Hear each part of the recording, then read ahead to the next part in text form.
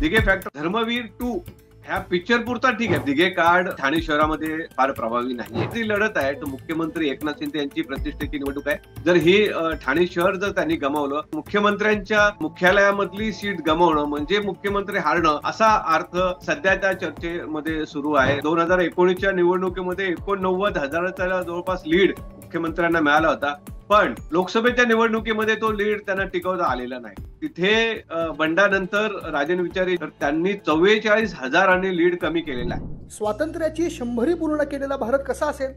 NH4, समृद्धी आणि शक्तीपीठ, महाराष्ट्राच्या highway संस्कृतीचं वास्तव नक्की काय आहे? आर्टिफिशियल इंटेलिजन्स माणसाचा स्पर्धक होणार का? बदलत्या काळाप्रमाणे आपलं खाणंही बदलतंय का? महाराष्ट्राच्या विकासाचा तिढा नेमका काय आहे? अशा असंख्य प्रश्नांची उकल करणारा विविध रिपोर्टाज आणि दिग्गज लेखकांच्या लेखांनी सजलेला व्हायटल कंटेंट नेटवर्कचा फ्युचरिस्टिक दिवाळी अंक द इनसाइट अंक घरपोच मागवण्यासाठी डिस्क्रिप्शन मध्ये दिलेल्या लिंकवर क्लिक करा. नमस्कार मित्रांनो, द पॉलिटिक्सच्या हायपर लोकल सेगमेंटमध्ये आपल्या सगळ्यांचं अगदी मनापासून स्वागत. आज आपण ठाणे जिल्ह्यावर चर्चा करणार आहोत आणि या चर्चेसाठी आपल्यासोबत आहेत दैनिक पुढारीचे दिलीप शिंदे. सर, स्वागत आहे. नमस्कार सर, मागे आपण आम्ही दौऱ्यावर होतो महाराष्ट्राला, त्यावेळी आपण ठाणे मतदारसंघाबद्दल बोललो होतो. मी ठाण्यात आलो होतो, आपण तिथे भेटलो होतो. त्यावेळेची निवडणूक आणि आताची निवडणूक याच्यामध्ये जमीन आसमानाचा फरक आहे. म्हणजे त्यावेळी निवडणुकीचं वातावरण होतं त्यावेळेचं म्हणावं लागतं इतकं ते म्हणजे अगदी रिसेंटचाच वेळ आहे. 1-2 महिन्यापूर्वी आपण भेटलो होतो आणि त्यावेळी म्हणावं लागतं इथेच आपल्याला सगळ्यांना माहिती आहे की काय वारं बदलतंय निवडणुकीचं. म्हणजे दिवाळीपर्यंत निवडणुकीचा एक पॅच आपण बघितला आणि दिवाळीनंतर महाराष्ट्रातील निवडणूक थोडीफार बदललेली आहे. जाहीरनामे आलेले आहेत आणि धुसफूस आहे अजूनही दोन्ही युद्ध आघाड्यांमध्ये सुद्धा. पण आता ठाणे जिल्हा आहे फार महत्वाचा आहे. इथे 5 प्रमुख लढती आहेत. त्या 5 प्रमुख लढतींबद्दल आपण आज बोलूया. सुरुवात ठाणे शहरापासूनच करूया, म्हणजे ठाणे विधानसभा मतदारसंघापासून करूया. इथे भाजपकडनं संजय केळकर उभे आहेत आणि उभाटाकडनं राजन विचारे उभे आहेत. तिथे जुने नेते आहेत, शिवसेनेचे महत्वाचे नेते आहेत आणि अविनाश जाधव हे पुन्हा रिंगणात आहेत मनसेकडनं. तर इथे भाजप विरुद्ध सेना विरुद्ध मनसे अशी तिरंगी लढत आहे. काय परिस्थिती आहे आता या मतदारसंघामध्ये? नाही, प्रामुख्याने ठाणे शहर त्या लढतीकडे सर्वांचंच लक्ष लागले, कारण मनसेनी उमेदवार उभं केल्यामुळे ती तिरंगी लढत आहे. आणि शिवसेना फुटल्यानंतर ही पहिल्यांदा निवडणूक होत असल्यामुळे याकडे फार विशेष लक्ष आहे. प्रामुख्याने ठाणे शहर हा शिवसेनेचा बालेकिल्ला राहिलेला आहे. म्हणजे शिवसेनेचंच राज्य, म्हणजे मुख्यमंत्री एकनाथ शिंदे यांचं केंद्र, जे बंडाचं केंद्र म्हणा किंवा आता पक्षीय राजकारणाचं केंद्र हे ठाणेच आहे. आणि ते आनंद आश्रम आहे ते ठाणे शहरामध्ये आहे. त्यामुळे त्या मतदारसंघामध्ये आपला झेंडा हा फडकलाच पाहिजे ह्या भूमिकेतून महायुतीचे नेते आहेत. त्या पार्श्वभूमीवरती मनसेने उमेदवार उभं करणं आणि ठाकरे गटाने पुन्हा एकदा माजी खासदार राजन विचारे यांना रिंगणामध्ये उतरवले. त्यामुळे ही जी लढत आहे ही लढत खऱ्या अर्थाने तिरंगी झालेली आहे. कारण की नाराजी, बंडखोरी आणि हे उमेदवारी याच्यामुळे या लढतीकडे प्रामुख्याने लक्ष आहे. संता आपण या मतदारसंघाकडे बघितलं तर मराठा कार्ड खेळण्याचा प्रयत्न या 2 उमेदवारांकडून केला जाणार आहे आणि त्याच्यामध्येच ही नाराजी नाट्य. त्यामुळे ठाकरे गटाला ही जागा जिंकता येऊ नये यासाठी शिंदे गट कशा पद्धतीने काम करेल याकडे सारं निवडणुकीचे हे सगळं गणित आहे ना त्याच्यावरती अवलंबून असणार.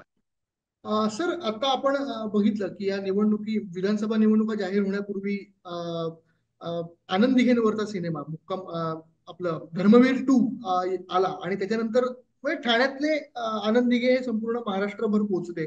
महाराष्ट्रातल्या कोपऱ्या कोपऱ्यात त्या सिनेमाची चर्चा झाली. या दिघे फॅक्टर इकडे कसा असणार आहे? ठाणे शहरामध्ये तो कसा वर्कआउट होईल याच्याबद्दल मला विचारायचं होतं. कारण का तिथे सगळ्याकडे म्हणजे शिवसेनेभर त्यांचा प्रभाव आहे. एकनाथ शिंदेंनी दिघेंचं कार्ड वापरलेलं आहे. तर एक्झॅक्टली ठाणे विधानसभा मतदारसंघात काय परिस्थिती आहे? नाही, प्रामुख्याने दिघे कार्ड हे ठाणे शहरामध्ये फार प्रभावी नाहीये. म्हणजे ओव्हरऑल दिघे म्हणून फॅक्टर आहेत, पण ठाणे शहरामध्ये आता भाजपचे उमेदवार आहेत संजय केळकर. आणि 2014 मध्ये जेव्हा विधानसभेची निवडणूक झाली तो स्वतंत्र निवडणूक झाली. जेव्हा शिवसेना स्वतंत्र लढली, भाजप लढले, राष्ट्रवादी, काँग्रेस, आणि त्यावेळेला खरी कसोटी ही दिघे फॅक्टरांची होती. म्हणजे दिघेंचा प्रभाव किती आहे हे पाहण्याची, टेस्ट करण्याचं तेव्हा ती कसोटी होती. पण 2014 मध्ये भाजपने तो बालेकिल्ला शिवसेनेचा ताब्यात घेतला आणि त्याचं कमळ जे आहे 2014 2019 ते कंटिन्यू आहे. आणि या निवडणुकीने प्रामुख्याने दिघे फॅक्टर ह्या मतदारसंघामध्ये चालणार नाही, तर महायुती हाच फॅक्टर असणार आहे. आणि कमळ कसं जिवंत राहील ह्या अँगलनीच तो विचार होतोय.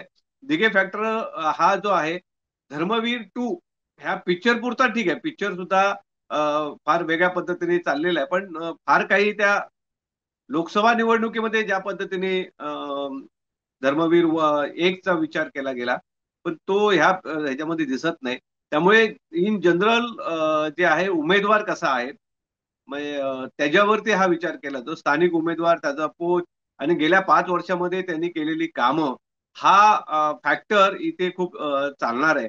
त्यामुळे राजन विचारे असतील, संजय केळकर असतील व अविनाश जाधव असतील, या तिघांच्या जे जनसंपर्क आहे खूप तिघांचाही चांगला आहे. त्यामुळे ही जी लढत अगोदर एकतर्फा वाटत होती, कारण लोकसभेच्या निवडणुकीमध्ये 48,000चा लीड महायुतीचे खासदार नरेश म्हस्के यांना मिळाला. त्यामुळे तो सहज विजयी होईल असं चित्र लोकसभेच्या निवडणुकीनंतर होतं.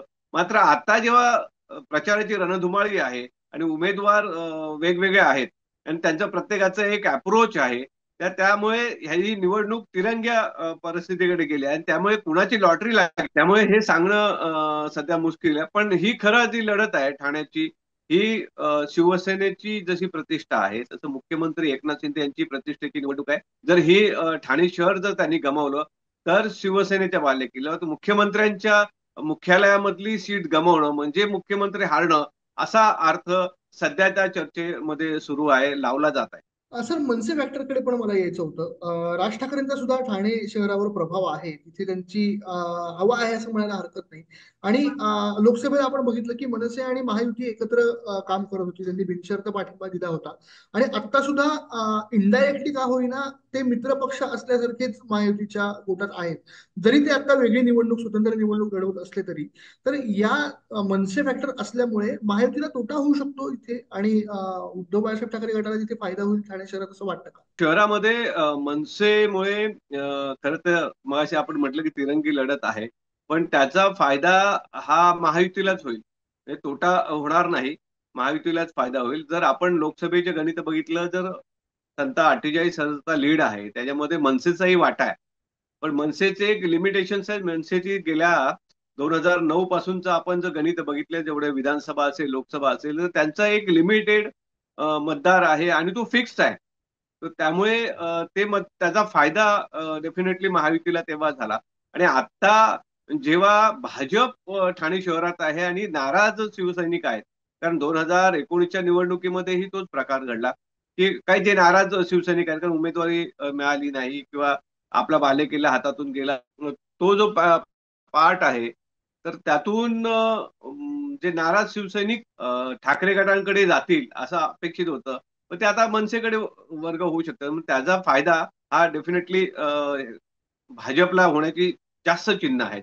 पण तरी सुद्धा हे 3 उमेदवार तुल्यबल असल्यामुळे ते तिघही त्या पद्धतीने प्रचारात उतरलेले आहेत. आता शेवटी मतदार कुणाला कौल देतं, पण ह्याच्यामध्ये आपण जर मतांचं गणित बघितलं तर ब्राह्मण वोट समजा 35,000 मतदार आहेत.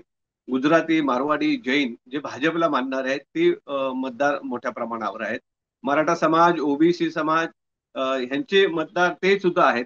आणि ते इथे आता मराठा म्हणजे जसं जरांगे फॅक्टर आहे, तो जरांगा फॅक्टर ठाण्यामध्ये तसा प्रभावीपणे चालणार नाही. कारण प्रत्येक तिन्ही उमेदवारांकडे त्या त्या समाजाचे ज्येष्ठ श्रेष्ठ ताकदवर असे कार्यकर्ते आहेत, नेते आहेत. त्यामुळे ते आपला प्रभाव त्या पद्धतीने पाडणार आहेत. त्यामुळे खरी अर्थाने ही लढत आपल्याला चुरशीची बघायला मिळेल. सर, जिल्ह्यातली आणखी एक लक्षवेधी लढत म्हणजे कोपरी पाच पाकळीची, जिथे स्वतः मुख्यमंत्री एकनाथ शिंदे चौथ्यांदा निवडणूक लढवत आहेत, रिंगणात उतरत आहेत. आणि त्यांच्या विरोधात एकनाथ शिंदे त्यांचे शिष्य म्हणतात ते आनंद दिघेंचेच रक्ताचं नातं असलेले केदार दिघे मैदानात आहेत. सो ही लढत वेगळ्या पद्धतीने लक्षवेधी आहे, म्हणजे गुरुचा शिष्य आणि गुरुचा नातलग, काय काय परिस्थिती आहे लोकांमध्ये, काय परसेप्शन आहे तिकडे? नाही नाही, खूप इंटरेस्टिंग कोपरी पाचपाकड्याची निवडणुकीकडे पाहिलं जाते. कारण ज्या धर्मवीर आनंद दिघेंच्या नावावरती पक्षाचा एवढा मोठा डोलारा उभा केला की त्यांचं नाव घेऊन त्यांचा फोटो लावूनच निवडणुका लढवल्या जातात. म्हणजे आनंद दिघे गेल्यानंतर सुद्धा महापालिकेच्या ज्या ज्या निवडणुका झाल्या, दिघेंचं नाव वापरलं नाही असं कधीच झालं नाही. दिघेंच्या नावावरतीच निवडणुका लढल्या गेल्या आणि ते जिंकल्या गेल्या. आणि आता सुद्धा शिवसेनेत बंड झाल्यानंतर दिघेच मग आमचे गुरु, आणि ह्या अँगलनी मुख्यमंत्री एकनाथ शिंदे यांनी राज्यभर, इव्हन देशभरामध्ये आनंद दिघेनं पोहोचवलेलं आहे. त्याच आनंद दिघेंचे पुतणे ह्या निवडणुकीमध्ये उभे आहेत आणि ते सुद्धा एकनाथ शिंदेच्या विरोधामध्ये. त्यामुळे ते लक्षवेधी निवडणूक दिसतीये. पण प्रामुख्याने कोपरी पाचपाकाडीचा हा जो बालेकिल्ला आहे एकनाथ शिंदे यांचा राहिलेला आहे. 2009 पासून ते सलग जिंकत आले. माग 2019च्या निवडणुकीमध्ये 89,000चा जवळपास लीड मुख्यमंत्र्यांना मिळाला होता. पण लोकसभेच्या निवडणुकीमध्ये तो लीड त्यांना टिकवता आलेला नाही. तिथे बंडानंतर राजन विचारे जेव्हा खासदारकीचे उमेदवार होते, तर त्यांनी 44,000 लीड कमी केलेला आहे. त्यामुळे 44,000 मतं ही शिंदेच्या विरोधात गेली, हे लोकसभेमधून दिसून आलं. त्यामुळे आता होप्स वाढलेले आहेत की एकनाथ शिंदे यांना टक्कर देऊ शकतो. एक चुरस निर्माण करण्याचा प्रयत्न दिघे असं चालून आहे.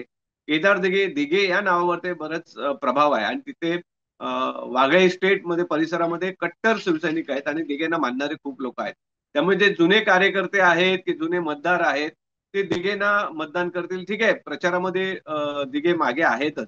कारण शेवटी आता परवा जी रॅली मुख्यमंत्र्यांची झाली, फार मोठी रॅली झाली, कारण त्यांनाही आता राज्यभर फिरायचं आहे. त्यामुळे त्यांना वेळ नाही की इथं पुन्हा प्रचार करणं येण्यासाठी. त्यांनी त्यांचा प्रचार ऑलरेडी पूर्ण केला. अशातच परवाची रॅली होती. मग याच्यामध्ये दिघे फॅक्टर चाललं पाहिजे. ते त्यांचं स्मूथली, कारण तिथे लिमिटेशन्स आहेत, त्यांचे कार्यकर्त्याचे लिमिटेशन्स आहेत. सगळ्या गोष्टीने त्यांचा पुरेसा जी यंत्रणा आहे ती यंत्रणा नसल्यामुळे अस्त्र नाव दिघे याच नावाने फक्त जे चाललेलं आहे. त्यामुळे प्रचार आणि त्या प्रसार इंटरनल त्यांचं चालेल, पण शेवटी मतदार हे मतदार असतात. लोकसभेची निवडणूक ही लोकसभेची होती. कारण ज्या 15 वर्ष आमदारांनी किंवा आता जे मुख्यमंत्र्यांनी आपल्यासाठी काय केलं हे लोकांना माहिती आहे. त्यामुळे ते मुद्दा आहे. पण आणि हे दिघेंनाही, केदार दिघेंनाही माहिती आहे की आपली ताकद कुठपर्यंत आहे. पण लोकांपर्यंत पोहोचणं, लोकांना दिघे काय सांगणं आणि एक त्यांचं स्वतःचं अस्तित्व निर्माण करण्याचा प्रयत्न, जो केदार दिघे पूर्वी कोणाला माहित नव्हते. बंडाच्या अगोदर केदार दिघे फार काय कोणाला माहित होतं, ग्रामीण भागात त्यांचं काम चालायचं. पण शहरामध्ये केदार दिघे नावाचे त्यांचे पुतणे आहेत आनंद दिघेंचे, हे बंडानंतर लोकांसमोर आले आणि आता प्रकर्षाने ह्या निवडणुकीमध्ये आता लोकांपर्यंत पोहोचत आहेत.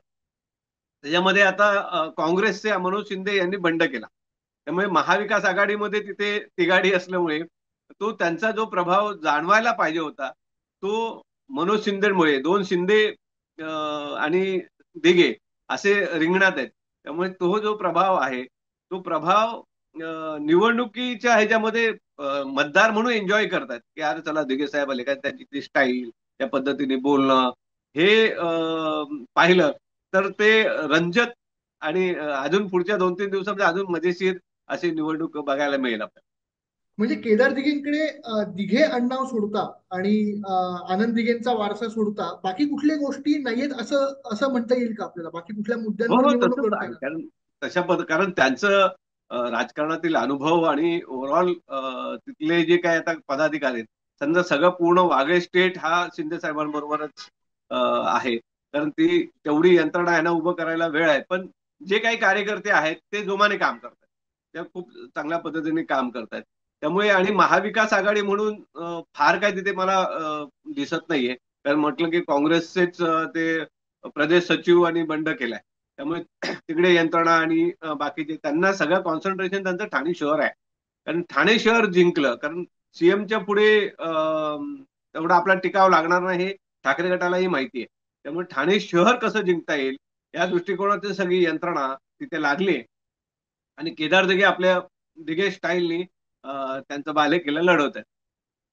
सर, आणखीन एक प्रतिष्ठेची लढाई म्हणजे म्हणजे शिंदे सेनेसाठी प्रतिष्ठेची लढाई म्हणजे ओळा माझी वडा. इथे शिंदे सेनेचे आमदार प्रताप सरनाईक आहेत, ते सुद्धा चौथ्यांदा उमेदवारी त्यांना दिलेली आहे. हो. आणि त्यांच्या विरोधात मनसेचे संदीप पाचंगे आणि ठाकरे गटाचे नरेश मणेरा हे रिंगणात आहेत. म्हणजे इथे सेना विरुद्ध सेना विरुद्ध मनसे, म्हणजे ठाणे शहरामध्ये आपण बघितलं भाजप विरुद्ध सेना विरुद्ध मनसे, इकडे सेना विरुद्ध सेना आणि मनसे फॅक्टर असल्यामुळे लढत नेमकी कशी असणार? नाही नाही, इथे आता लढत आहे ना की रोजच्या रोज वेगळ्या पद्धतीने पहिल्या स्टेजवरती तर असं होतं की प्रताप साहेब एकतर्फी निवडणूक जिंकतील अशीच परिस्थिती होती. पण आता उभाटा गटाचे नरेश मनेरा यांनी ज्या पद्धतीने आता प्रचारामध्ये त्यांनी स्वतः आघाडी घेतलेली आहे आणि प्रचारामध्ये त्यांना प्रतिसाद लाभतोय ते पाहिलं तर ही लढत खरंच आता मजेशीर व्हायला लागलेली आहे. तर इथे असं लक्षात येते की महायुतीमध्ये समन्वयाचा अभाव दिसतो. ते प्रताप सरनाईक जेवढे दिग्गज आहेत, चौथ्यांदा निवडणूक लढवतात. 2019 मध्ये त्यांना 88,000 पेक्षा जास्त लीड त्यांना मिळालं. खूप चांगला लीड मिळाला होता. इव्हन लोकसभा निवडणुकीमध्ये सुद्धा महायुतीच्या उमेदवाराला 65,000च्या वरती त्यांचा लीड मिळाला होता. 22,000 त्या मानाने कमी झाला, पण तेवढा त्या पद्धतीने लीड होता. त्यामुळे ते मजबूत परिस्थितीमध्ये आहेत. पण आता जी सध्याची प्रचाराची यंत्रणा बघितली तर त्याच्यामध्ये महायुतीमध्ये समन्वयाचा अभाव दिसतोय. फार भाजपवाले फार काम करताना असं काही तिथे दिसत नाहीत.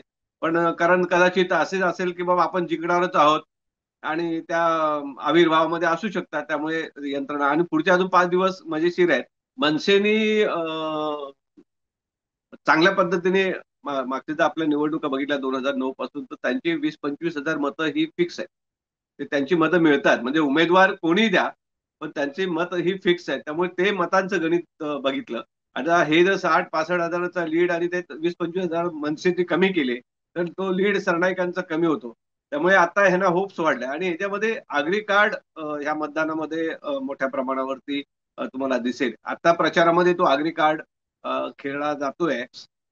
कारण डीपी जे महापालिकेने ठाणे महापालिकेने विकास आराखडा टाकलाय त्याच्यामध्ये पडलेले आरक्षण आणि तो आता खरा कळीचा मुद्दा ह्या मतदारसंघामध्ये चाललेला आहे. त्यामुळे येणारे पुढचे 5-6 दिवस आहेत ते प्रचाराच्या ज्या फायऱ्या आहेत, तोफा आहेत किंवा आरोपांच्या तोफा आहेत, ह्या आता अजून सभा व्हायच्या आहेत. मोठ्या मोठ्या नेत्यांच्या सभा व्हायच्या आहेत. त्यामुळे ही जी लढत आहे ही जरी तिरंगी असं पेपरवर दिसला तर तुम्ही डायरेक्ट थेट शिवसेना वर्सेस शिवसेना, मनेरा वर्सेस सरनाईक अशीच लढत आपल्याला बघायला मिळेल. सर, आता ह्या सेना विरुद्ध सेनाला थोडं वेगळ्या पद्धतीची लढत आणखी एक ठाणे जिल्ह्यामध्ये आहे. सेना विरुद्ध सेना किंवा सेना विरुद्ध मनसे या लढती सोडता राष्ट्रवादी विरुद्ध राष्ट्रवादी अशी एक जी लढत आहे आणि ती हाय व्होल्टेज लढत आहे. अगदी निवडणुका जाहीर होण्या आधीपासून या लढतीकडे सगळ्यांचं लक्ष होतं. ती म्हणजे मुंब्रा कळवा मतदारसंघातली, तिथे शरद पवार गटाकडनं जितेंद्र आव्हाड आहेत आणि त्यांच्या विरोधात नजीब मुल्ला यांना अजित पवार गटाने तिकीट दिलंय. ही लढत मुळात लक्षवेधी खूप जास्त आहे, हाय व्होल्टेज लढत आहे. पूर्वीपासून चर्चा आहे या लढतीची. आता दिवाळीनंतर जशी निवडणूक जवळ येत चालली आहे, अगदीच काहीच दिवसांवर आहे, आता तिथलं वातावरण नेमकं कसं आहे? लढत अजूनही 50-50 मध्ये आहे की कोणाला अप्पर हँड मिळालाय आता तिथे? नाही, ऍक्च्युली पूर्वीपासूनच ती लढत आपण जर म्हणतो ना की 50-50 वगैरे असं नाहीये. कारण जर मुंब्रा कालव्याचा इतिहास आपण पाहिला, जर अखंड जेव्हा बेलापूर मतदारसंघ होता तेव्हा सुद्धा काँग्रेस राष्ट्रवादीचंच वर्चस्व राहिले आणि 2009 पासून तर जितेंद्र आव्हाड सातत्याने त्या मतदारसंघाचे प्रतिनिधित्व करतात आणि त्यांचा लीड वाढत चाललाय. पहिल्या निवडणुकीमध्ये 20-25 हजार लीड होता, तो 2019 मध्ये तो 75,000 लीड क्रॉस केलेला आहे. आता लोकसभेच्या निवडणुकीचं आपण जर गणित बघितलं तर मुख्यमंत्र्यांचे सुपुत्र डॉक्टर श्रीकांत शिंदे हे निवडणुकीच्या रिंगणात होते आणि तरी सुद्धा त्या मतदारसंघामध्ये राष्ट्रवादी फुटली होती, शिवसेना फुटली असेल किंवा आव्हाडांच्या विरोधातलं प्रचंड वातावरण गढूळ झालेलं होतं किंवा त्यांच्या विरोधात जे सगळं प्रचार चाललेला होता. अशा परिस्थितीमध्ये सुद्धा 65,000चा लीड हा महाविकास आघाडीच्या वैशाली राणे जे नौखे आहेत, ते कुणाला माहित नाही कळवा मुंब्र्यामध्ये अशा उमेदवार जर मिळतात तर याचा अर्थ तिथे 50-50चा रेशोच नाहीये. 50-50चा त्याच्यामध्ये रेशो येत नाही. त्यामुळे ती लढत जी आहे ती प्रामुख्याने आव्हाड यांच्या बाजूनेच. आता आव्हाडांची जी लढाई आहे ती नजीब मुल्ला, म्हणजे आतापर्यंत काय होतं की मागच्या सगळ्या निवडणुकांमध्ये बघितलं तर राजन किनी उभे होते, दशरथ पाटील उभे होते आणि हे म्हणजे दोन्ही उमेदवार हे हिंदूच उमेदवार असे. ही आता जरी सय्यद दीपाली होते 2019 मध्ये, पण त्यांचंही बॅकग्राऊंड त्याच अँगलनी होतं. म्हणजे त्या मराठीच होत्या, पण त्यानंतर हे झाल्यामुळे त्यांना ते सय्यद दीपाली सय्यद अशा झाल्या होत्या.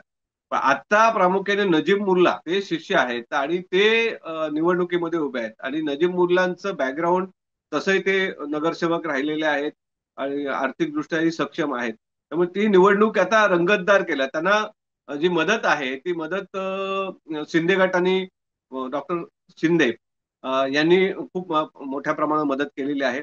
त्या जोडीला आनंद परांजपे जे डॉक्टर आव्हाड यांचे जवळचे होते, अगदी विश्वासू होते. त्यांनाच ते खरं शिवसेनेतून राष्ट्रवादी आणण्याचं काम आव्हाडांनीच परांजपेंना केलं होतं. तो मोठा शॉक दिला होता शिवसेनेला तेव्हा. तेच आता त्यांच्या विरोधामध्ये नजीब मुल्ला आणि ते जोडी, ते त्यांच्या लढाई त्यांनी सुरू केलेली आहे.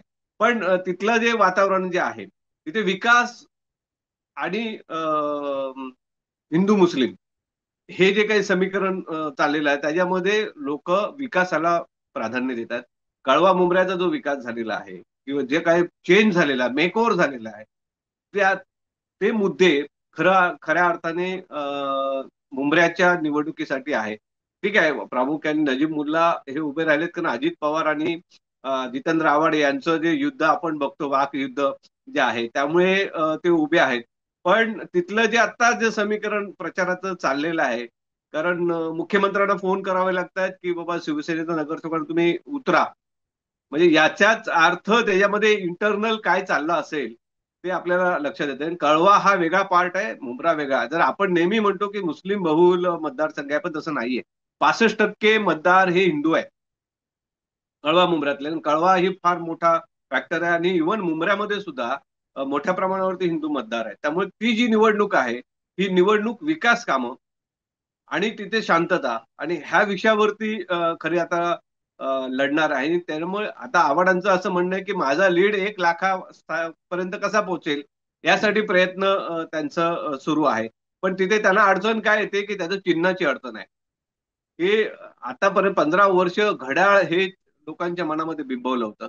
त्यामुळे त्यांना थोडं होतं की आपण आता नव्याने तुतारी घेऊन लोकांपर्यंत जाणं. पण ते लोकसभेने त्या निवडणुकीमध्ये ते खरं तर त्यांची भीती मनातून निघायला पाहिजे, कारण त्याच्यामध्ये 65,000 तुम्हाला लीड दिला. ठाणे जिल्ह्यातले जेवढे 18 मतदारसंघ आहेत त्याच्यामध्ये सर्वात जास्त लीड देणारं हे कळवा मुंब्रा मतदारसंघ आहे. तसं डोंबिवलीमध्ये डोंबिवली मतदारसंघामध्ये त्याच्याकडे 65,200 आणि 65,500 मुंब्र्यातलं. 2 नंबरला भाजपचे जे मंत्री आहेत रवींद्र चव्हाण यांचा मतदारसंघामध्ये लीड श्रीकांत शिंदेना मिळाला होता. बरोबर इथे मिळालं. म्हणजे ही जी लढत आहे हे वेगळ्या पद्धतीने लढलं. म्हणजे बाहेर चित्र काही निर्माण केलं गेलं तर आपण सोशल मीडियावर वेगवेगळ्या पद्धतीने बघतो, पण तिथलं जे स्थानिक लोकांचं मत आहे ते वेगळ्या पद्धतीने. त्यांना विकास, शांतता हेच मुद्दे त्यांना महत्वाचे ठरत आहेत. सर, शेवटाकडे येताना कल्याणबद्दल आपण बोलूया. कल्याण पूर्व आणि कल्याण ग्रामीण हे दोन्ही मतदारसंघांमध्ये सुद्धा चुरशीच्या लढती आहेत. तिथे कल्याण पूर्वमध्ये भाजपचे आमदार गणपत गायकवाड, त्यांच्या पत्नी सुलभा गायकवाड यांना संधी मिळालेली आहे. तर ठाकरे गटाने नव्या चेहऱ्याला संधी दिलेली आहे तिथे, धनंजय बोडारे त्यांना. तर तिथे नेमकी काय परिस्थिती आणि ग्रामीणमध्ये काय परिस्थिती? कल्याण पूर्वची निवडणूक खरंच इंटरेस्टिंग आहे, कारण असं एकमेव आमदार आहेत की पोलीस स्टेशनला जातात, गोळीबार करतात आणि ज्याच्यावर गोळीबार करतात ते पुन्हा त्यांच्याच मिसेसच्या विरोधात निवडणूक लढतात. म्हणजे हे फार वेगळ्या पद्धतीनेच आहे. आणि योगायोगाने दोघेही एकमेकांचे नातेवाईक आहेत. आता आमदार गणपत गायकवाड हे अजूनही जेलमध्ये आहेत. जर सत्ता भाजपचीच आहे, गृहमंत्री भाजपचेच आहेत, तरी सुद्धा ते अजून ही जेलमध्ये आहेत. जर महाराष्ट्रातला इतर विचार केला की किती गुन्हेगार कशा पद्धतीने सुटलेत आणि सोडवले जातात, पण गणपत गायकवाड मात्र ह्या बाबतीमध्ये अपवाद आहेत. त्याला अनेक कारण आहेत, त्याच्या अनेक कांगोरे आहेत, त्याच्यामध्ये फार डीपमध्ये जायला नको. तर ते त्या गोष्टी असताना सुलभा गायकवाड यांना उमेदवारी मिळेल की नाही इथपासून शंका होती. तर त्यांना तिकीट मिळू नये यासाठी खूप प्रयत्न झाले. इव्हन शिवसेना शिंदे गटाकडूनही खूप प्रयत्न झाले. मग प्रामुख्याने महेश गायकवाड यांनी प्रयत्न केले होते, पण त्यांना ते काही यश आले नाही. म्हणून त्यांनी शिवसेना ठाकरे गटाकडे प्रयत्न केले की बाबा आपण आम्हाला तिकीट द्या, आम्हाला निवडणूक लढवायची. पण ठाकरे गटाने त्यांना तिकीट नाकारली. त्यामुळे ते अपक्ष म्हणून निवडणूक लढतायत. आणि सुलभा गायकवाड यांच्यावरती पुन्हा भाजपने विश्वास दाखवला आणि त्यांना पूर्ण कम्फर्ट दिलंय की येस, आम्ही तुमच्या बरोबर आहेत. त्यामुळे त्यांचा भाजपमध्ये जो उत्साह आहे तो भाजपचा उत्साह आता 100% वाढलेला आहे. दुसरीकडे उबाटा गटाने हे धनंजय बोडारे ज्यांना उमेदवारी दिली, त्यामुळे ती लढत खऱ्या अर्थाने डायरेक्टच लढत असली तरी महेश गायकवाड यांचंही फॅक्टर, कारण नाराज शिवसैनिक जे आहेत गायकवाडांची, ते महेश गायकवाड पण वंचित मध्ये सुद्धा एक उमेदवार उभा आहे, तो सुद्धा शिंदे गटाचाच आहे. पावसे, विशाल पावसे, ते पूर्वी भाजपचे उमेदवार होते. म्हणजे तिथे फार इंटरेस्टिंग आहे, जो म्हणजे कल्याणपूर्व असा आहे ना की जो तिकीट देईल तो पक्ष आमचा, तिथे निष्ठा बिष्ठा हा काही विषयच नाही. म्हणजे हे असं अशा पद्धतीने सगळं चाललं. आणि सगळं जे कार्ड आहे ते सगळे भावकीमध्येच आहेत. आपण जी भावकी म्हणतो सगळे पावसे पण, गायकवाड असतील, ही सगळी मंडळी पण आता, आणि बोडारे म्हणजे एक आगरी समाज, आगरी कार्ड त्याच्यामध्ये मोठ्या प्रमाणात, कारण मतदार मोठ्या प्रमाणावर आगरी समाजाचे आहेत. पण तिथे एक भावनिक विषय आहे की गणपत गायकवाड ना जेलमध्ये ठेवले, ते हे झाले कारण इंटरनल क्रिमिनल खूप घडामोडी तिथे घडलेल्या आहेत. आता गायकवाडांना तर पक्षातून शिवसेनेने काढले, त्यामुळे आता ती जे उमेदवारी, खरं तर आता ही लढत फक्त जरी शिवसेना बरोबर असली तर राष्ट्रवादीचं तसंही प्राबल्य, दोन्ही राष्ट्रवादी, पवार गट किंवा अजित पवार गट फार काही तिथे नाहीये. काँग्रेस पण फार तेवढं तुल्यबल्य तिथे काही नाही. त्यामुळे ही जी लढत शिंदे वर्सेस शिंदे आणि भाजप अशीच होणार आहे. त्यामुळे त्या लढतीकडे सगळ्यांचं लक्ष लागले की आपण काय होणार आहे. दुसरं आलं आपण कल्याण ग्रामीणमध्ये. कल्याण ग्रामीणमध्ये खरी लढत जशी ठाण्याची लढत आहे तशी ठाणे कल्याण ग्रामीणची लढत आहे. कल्याण ग्रामीणमध्ये मनसेचे एकमेव आमदार जे राज्यभरामधले आहेत, राजू पाटील, तर त्यांना अपेक्षा होती की त्यांनी खासदारकीच्या निवडणुकीमध्ये श्रीकांत शिंदे यांना प्रचंड मदत केलेली आहे. श्रीकांत शिंदेचा जो लीड आहे, जवळपास 2 लाखाच्या आसपास जो लीड आहे, त्याच्यामध्ये 70% वाटा तर 60-70% वाटा तर मनसेचा आहे. कारण तिथून त्यांना जवळपास 86,000 पेक्षा जास्त लीड राजू पाटलां दिला असेल. त्यामुळे त्यांना अपेक्षा होती की ह्या निवडणुकीमध्ये शिंदे गट, डॉक्टर शिंदे हे काही उमेदवार त्यांच्या विरोधात देणार नाही. त्यामुळे शेवटच्या क्षणापर्यंत, फॉर्म भरेपर्यंत ठाणे कल्याण ग्रामीणचा उमेदवार शिंदे गटाने जाहीर केला नव्हता. नंतर आता राजेश मोरे यांच्या रूपाने उमेदवार दिल्यामुळे तिथे तिरंगी लढत आहे. सुभाष भोईर जे उबाटा गटाचे आहेत ते खासदारकीच्या निवडणुकीमध्ये पण इंटरेस्टिंग होते, पण नंतर त्यांनी समजदारी घेत ती निवडणूक लढवली नव्हती. आणि त्यांनी आता विधानसभेची पूर्ण तयारी केलेली आहे. मागच्या निवडणुकीमध्ये त्यांचं एबी फॉर्म दिलेलं, फॉर्म भरायला गेले शिवसेनेतर्फे, आणि शेवटच्या क्षणाला त्यांचा एबी फॉर्म काढून घेतला होता आणि ते नाराज होते. आणि त्या नाराजीचा फटका हा तिथे ग्रामीणमध्ये बसला आणि मनसेचा उमेदवार तिकडे जिंकून आला. हे सर्वच ज्ञात आहे, त्यात काय लपण्यासारखं नाहीये. त्यामुळे आता जी लढत आहे ते राजू पाटील वर्सेस सुभाष भोईर अशी आहे. आणि आता राजेश मोरे यांच्या एंट्रीमुळे आता ही धोकादायक अवस्थेमध्ये सीट आहे. म्हणजे राजू पाटील ना ते फार कठीण चाललंय आणि त्या ज्या पद्धतीने काम करतात, म्हणून त्यांनी आता शिंदे गटाची ही भूमिका बघितल्यानंतर की बाबा आपल्याला सपोर्ट करत नाही, आपण एवढी मदत केल्यानंतर सुद्धा, मग त्यांनी अंबरनाथमध्ये शिंदे गटाचे उमेदवार आहेत, आमदार बालाजी किनीकर हे चौथ्यांदा उभे आहेत, तिथे उबाटा गटाच्या उमेदवाराला जाहीर पाठिंबा दिला. म्हणजे हे गणित फार वेगळे. जसं मुंबईमध्ये माहीम मतदारसंघासाठी अमित ठाकरेंना पाठिंबा द्यावा म्हणून शिंदे गटाच्या उमेदवारांना सांगितलं, पण त्यांनी दिलं नाही, पण भाजपने जाहीर केला. भाजपने दुसऱ्या शिवडीमध्ये मनसेला जाहीर केलेला आहे मदतीची परतफेड. कल्याणमध्ये झाल्यामुळे अंबरनाथमध्ये उबाटा गटाला राजू पाटलांनी जाहीरपणे सांगितलं आणि पाठिंबा दिला. मग त्यामुळे अंबरनाथची सीट आता शिंदे गटाची सुद्धा ती चुरशीची झाली. तिथे काय होईल, तिथे इंटरनल नाराजी प्रचंड आहे.